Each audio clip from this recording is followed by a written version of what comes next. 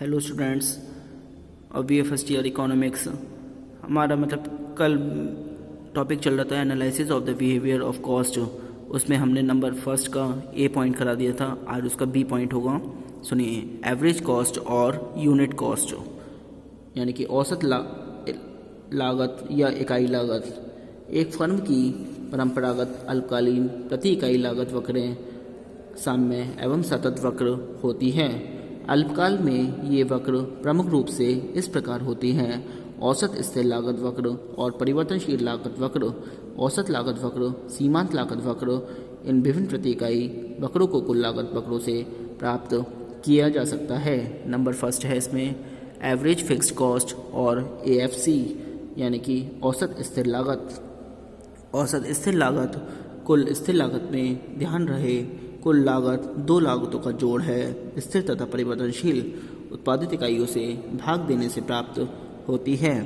औसत स्थिर लागत AFC बराबर हो गया कुल स्थिर लागत TFC बटे कुल उत्पादित वस्तु की इकाई ब्रैकेट में O। चूँकि कुल स्थिर लागत सदैव समान रहती है, इसलिए जैसे जैसे उत्पादन बढ़ता जाता है वैसे वैसे औसत स्थिर लागत कम होती जाती है, परंतु यह कभी भी शून्य नहीं होती। नंबर सेकंड है एवरेज वेरिएबल कॉस्ट और AVC यानी कि औसत परिवर्तनशील लागत। इस लागत को मालूम करने के लिए वस्तु की कुल परिवर्तनशील लागत में उत्पादित इकाइयों की संख्या का भाग देते हैं, अर्थात औसत परिवर्तनशील लागत बराबर AVC बराबर कुल परिवर्तनशील लागत ब्रैकेट में TVC अपॉन कुल उत्पादित वस्तु की इकाइयाँ ब्रैकेट में O। उत्पादन में वृद्धि के साथ साथ औसत परिवर्तनशील लागत प्रारंभ में एक निश्चित बिंदु तक जो गिरती है, लेकिन उस बिंदु के बाद बढ़ना शुरू हो जाती है। अब इसमें नंबर C है मार्जिनल कॉस्ट और MC यानी कि सीमांत लागत। एक अतिरिक्त इकाई का उत्पादन करने के अतिरिक्त लागत को सीमांत लागत कहते हैं। दूसरे शब्दों में सीमांत लागत एक और इकाई की वृद्धि के कारण कुल लागत में होने वाली वृद्धि को कहते हैं।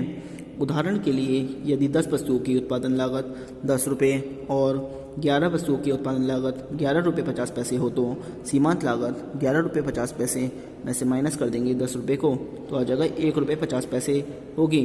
सीमांत लागत को निम्न सूत्र द्वारा स्पष्ट किया जा सकता है: MC बराबर TCN माइनस 1 और MC बराबर डेल्टा TC बटे डेल्टा Q। यहाँ MC बराबर सीमांत लागत TCN यानी जो TCN का मतलब है n मात्रा की कुल लागत। अब TCN माइनस 1 इसका है n माइनस 1 की कुल लागत, और इस डेल्टा TC का मतलब है कुल लागत में परिवर्तन, और डेल्टा का मतलब है मात्रा में परिवर्तन डेल्टा Q का।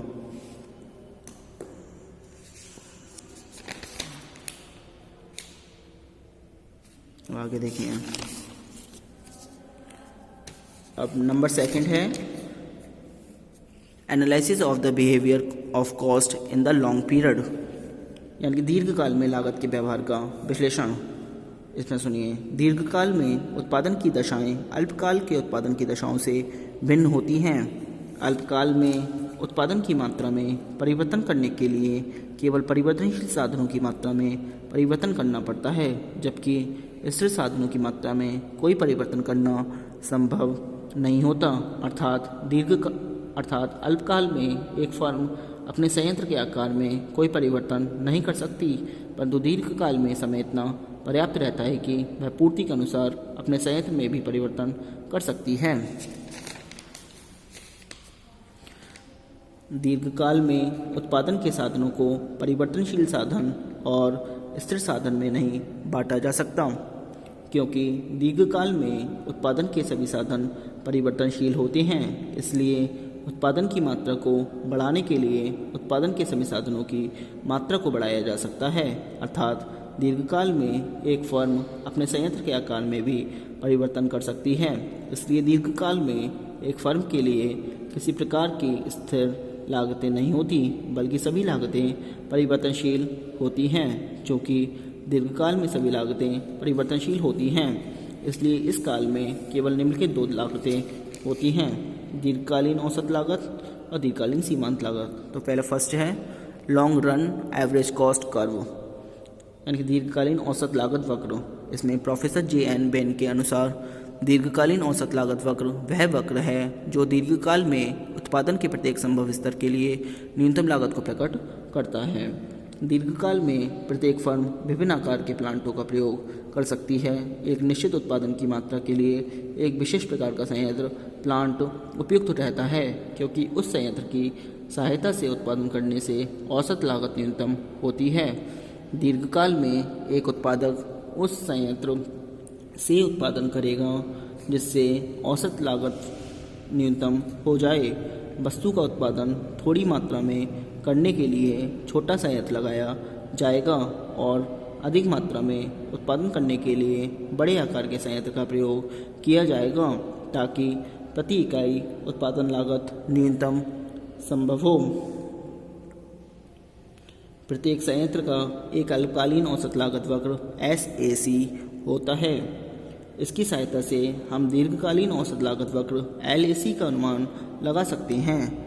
उदाहरण द्वारा स्पष्टीकरण, माना एक फर्म किसी वस्तु की 1000 इकाइयों का उत्पादन करना चाहती है। उसके पास इसके 3 विकल्प हैं। विकल्प का आशय कारखाने के आकार से हैं, जिन्हें हम संक्षेप में प्लांट या संयंत्र कहते हैं। माना कि ये 3 संयंत्र SAC1 छोटे आकार का संयंत्र, SAC2 मध्यम आकार का संयंत्र और SAC3 बड़े आकार का संयंत्र है। इनसे प्रति इकाई उत्पादन लागत क्रमशः 90 रुपये, 100 रुपये, 110 रुपये है। अतः फर्म संयंत्र SAC1 का चुनाव करेगी, क्योंकि इसकी प्रति इकाई लागत न्यूनतम है। अब यदि उत्पादक 2000 इकाइयों का उत्पादन करना चाहता है तो संयंत्र SAC1, SAC2 और SAC3 से प्रति इकाई लागत क्रमशः 110 रुपये, 80 रुपये और 120 रुपये आती है। अतः इस स्थिति में संयंत्र SAC2 भी की लागत सबसे कम है। इसी प्रकार अब यदि 3000 इकाइयों का उत्पादन करना है तो तीनों संयंत्रों की प्रति इकाई लागत क्रमशः 140 रुपये, 110 रुपये, 100 रुपये आती है। अतः 3000 इकाइयों के लिए संयंत्र SAC3 सबसे अच्छा है। उपयुक्त उदाहरण में से ज्ञात होता है कि विभिन्न संयंत्रों पर विभिन्न उत्पादन स्तरों की न्यूनतम लागत भिन्न भिन्न आती है। उत्पादन की 1000, 2000 और 3000 इकाइयों के लिए क्रमशः संयंत्र SAC1, SAC2 और SAC3 न्यूनतम लागत वाले संयंत्र हैं। तीनों विभिन्न संयंत्रों की लागत प्रवृत्तियों को नीचे सारणी में दर्शाया गया है। ये सारणी दे रखी है।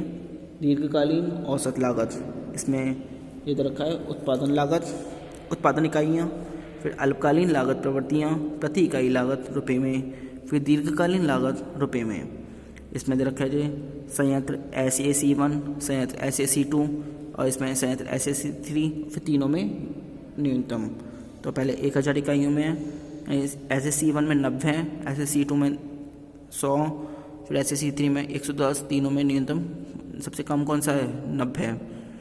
फिर 2000 उत्पादन इकाइयाँ हैं। इसमें SAC1 में 110, इसमें 80 और इसमें 120। सबसे न्यूनतम कौन है? 80 है। फिर 3000 इकाइयाँ 140, 110, 100 सबसे कम है।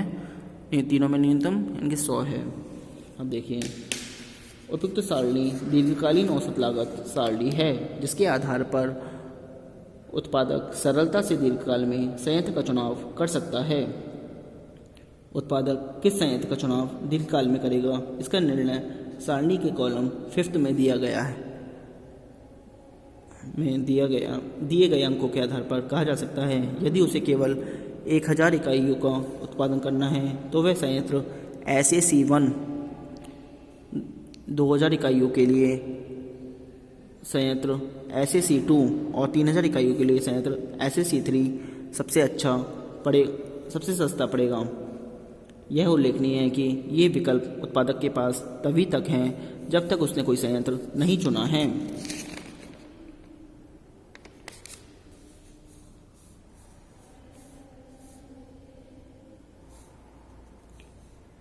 जब तक उत्पादन संयंत्र चुनने की प्रक्रिया से गुजर रहा है तो कहा जाता है कि वह दीर्घकालीन निर्णय ले रहा है। एक बार चुनाव के बाद शेष अन्य विकल्प उसके लिए बंद हो जाते हैं। अतः अब यदि यह माना जाए कि उत्पादक की योजना 1000 इकाइयों का उत्पादन करने की है और वह संयंत्र SAC1 को चुनता है, तो ऐसी स्थिति में संयंत्र SAC2 और SAC3 के विकल्प उसके लिए बंद हो जाते हैं। अब यदि बाजार में वस्तु की मांग बढ़ती है, तब उत्पादक यदि 2000 इकाइयाँ बनाना चाहे तो उसके पास केवल संयंत्र SAC1 के अतिरिक्त और कोई विकल्प नहीं है। यदि वह संयंत्र SAC1 पर 2000 इकाइयों का उत्पादन करेगा तो प्रति इकाई लागत अधिक होगी, अतः उत्पादक अल्पकाल में उत्पादन करता हुआ माना जाएगा। लेकिन यदि वह संयंत्र SAC1 को छोड़कर संयंत्र SAC2 को अपनाने की योजना बनाता है तो फिर से दीर्घकालीन निर्णय की प्रक्रिया में आ जाता है। उत्पादक द्वारा संयंत्र SAC1 के चुनने से संयंत्र SAC2 व SAC3 के विकल्प समाप्त हो जाते हैं। अतः यदि वह संयंत्र SAC1 से उत्पादन कर रहा है तो वह अल्पकाल में है। इसी प्रकार यदि संयंत्र SAC2 तथा SAC3 से उत्पादन करता है तो भी वह अल्पकाल में है। लेकिन अगर वह सारणी की कॉलम 5 के आधार पर उत्पादन करता है तो वह दीर्घकाल में कहा जाएगा। सारांशतः दीर्घकाल में उत्पादक के पास यह विकल्प रहता है कि वह अपनी प्रति इकाई लागत को न्यूनतम रखने के लिए एक पैमाने को छोड़कर दूसरा अपना ले, अर्थात एक संयंत्र को छोड़कर दूसरे संयंत्र को अपना ले, जबकि अल्पकाल में उत्पादक के पास ऐसा कोई विकल्प नहीं होता।